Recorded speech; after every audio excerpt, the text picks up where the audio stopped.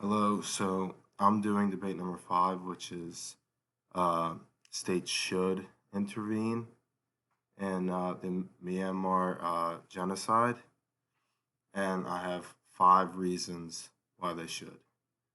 The first is being if states can intervene in Myanmar, uh, they can help the displaced uh, find a home. And so instead of all these refugees running around, um, they can have a home that they know they can go to. And if there's other states that are surrounding Myanmar, then they can go there. So there's not as much refugee camps or lack of resources. Because I think that's where a lot of this is coming from. Their resources are stretched, and their resources are bare. So they feel the need to uh, get rid of the group that is, I guess, the most expendable in their eyes, which is coming from the government that's doing this mass genocide.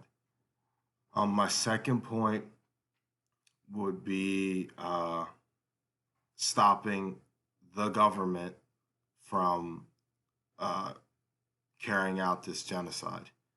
Um, in the Killing Fields, the documentary that we watched, um, there's a clear there's a clear reason why the government and the president who's running that state doesn't want people to film what's going on there. They know what's going on, and it's it seems to be, to me at least, government led, and that's why they don't want people coming and filming, and people risk their lives just to take a picture of their family members dead that the government just killed, basically. My third reason why states should intervene is resources. I don't think they have many resources to take care of the people that they're killing, and I think that's a major reason for why they're killing them. Um, so if states intervene, more states intervene, they can help give food, water, and I think most importantly from the documentary and things that I've read, shelter and just money for all those things. And I don't think Myanmar is willing to spend the resources to help these people, but if other states are, they can um, they can get things cleaned up. My fourth reason is if you have states that are part of the United Nations, you can get to the United Nations to help. The United Nations is a huge force, and if if people can, one, show the United Nations or the states that are in within the United Nations that what's going on there is wrong, and what's going on there is actually happening. It's just it's not rumors. Um, then they can have Myanmar can then get a huge backing by the United Nations or possibly join the United Nations to stop the mass genocide of their people. Um, and then five would be, which I think is the most important. I think it is the first step to stopping what's going on, and that is allowing for better documentation of the events that are happening in the documentary Killing Fields.